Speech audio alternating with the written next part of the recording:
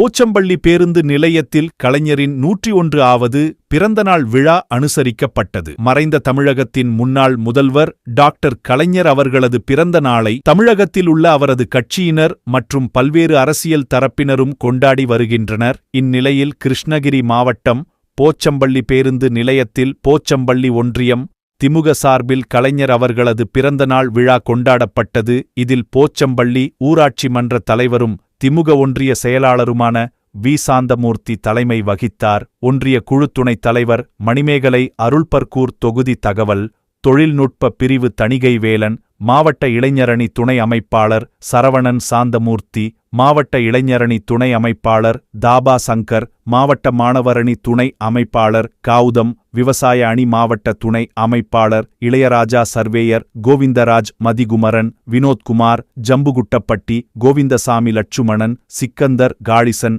ஆகியோர் முன்னிலை வகித்தனர். இதில் கலைஞர் அவர்களது திருவுருவப் படத்திற்கு மாலை அணிவித்து மலர் தூவி மரியாதை செலுத்தினர். பின்னர் பொதுமக்களுக்கு இனிப்புகள் வழங்கினர். இதில் கட்சியின் நிர்வாகிகள், உறுப்பினர்கள், பொதுமக்கள் என ஏராளமான பொதுமக்கள் கலந்து கொண்டனர்.